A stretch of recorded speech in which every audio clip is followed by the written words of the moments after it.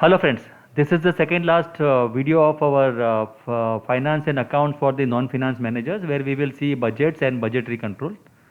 So this is the video where we will see how to set up the budgets and what are the ways and means to implement into the company and how we can have a check and balances onto the budget.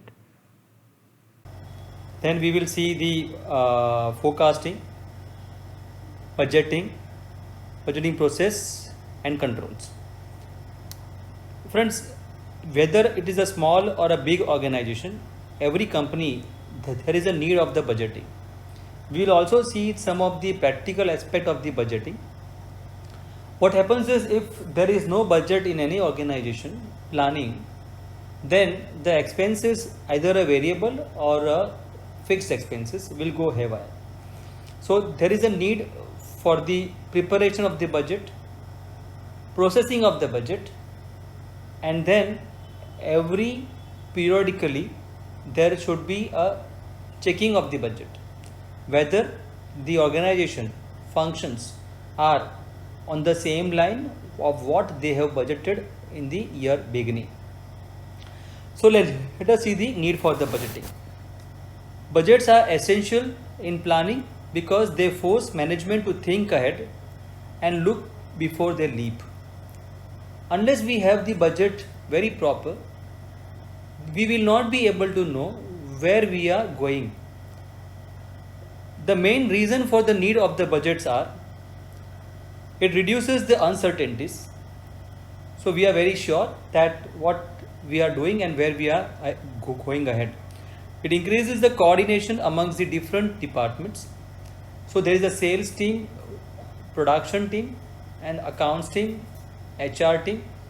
The coordination will be proper and they will always see that the whatever the expenditure they have planned or they budgeted are going regularly and there is no variances. If there is a variances, maybe on a higher side, on a lower side, there should be a revision in the budget.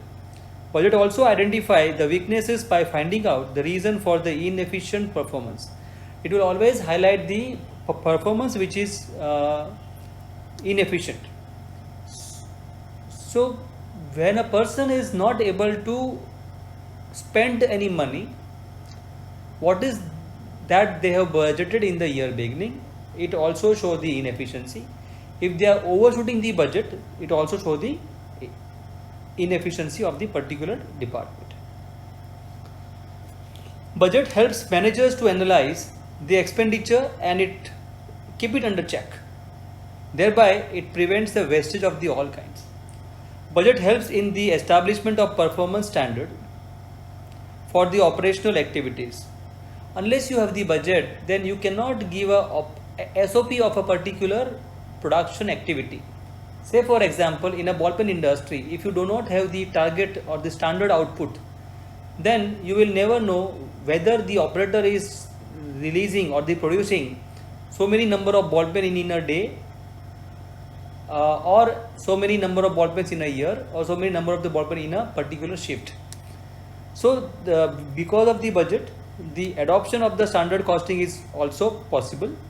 Budget helps to identify deviations from pre-planned course of the action. So whatever we have planned, it also see that the whatever we have planned and we are achieving the particular thing. It helps in evaluating the performance against the standard. As I said, the variances. Now how to formulate the budget? There has to be a budget department, budget committee, issuance of the guidelines, how to prepare the budget, what kind of the formats we need to follow, initial budget proposal. There should be a negotiation between the management and the SBO. Say for example, there is a ball pen industry having the ball pen company, then tips, then refill, and then sketch pen. So this is the organization chart. Now, if ball pen industries is negotiating for some expenses, the organization may say yes. The tip required to manufacture the ball pen or to suffice the ball pen manufacturing, then there has to be a negotiation between these two based on the manufacturing capacity. Similarly, for the refills, here it is an independent sketch pen, so there is no feedback needed from the ball pen company, ball pen division, or the tape division, or the refill division. And there has to be a reviews, and there has to be a revision. So the moment there is a reviews, there has to be a revision, and there is a administration of the budgets. Advantages: presentation of overall managerial view. It narrows down the gap between the planning and the performance. It promotes division of work and specialization. It's very simple, and no need to explain further. It fosters the coordination and the integration between the departments. Systematic administration and successful implementation of the controls results in the sound budget for the enterprise. It will also have a close watch on the performance.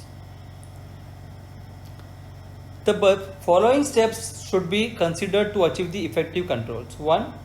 First of all, we need to organize the budget, assigning the responsibility for the budgeting, determining the budget period, that is normally a year, determining the key success factor, and preparing the budget report. This budget report may be monthly, quarterly, yearly, right? Now, what is the master budget and what are the contents of the master budget? Friends, this master budget is the overall budget. It's a helicopter view, and these are the contents of the master budgets. Friends, whenever in an industry, I'm just telling you the practical approach.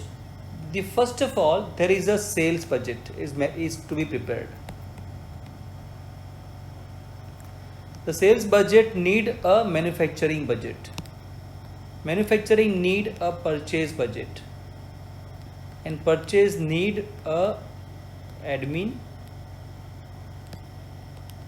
IT, finance, HR, and then you have a selling and distribution budget.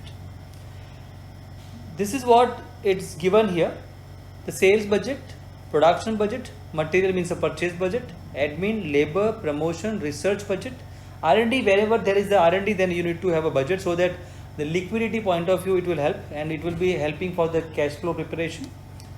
Then capital expense budget, because we need to find out the depreciation and all, selling and distribution, and then the finance budget.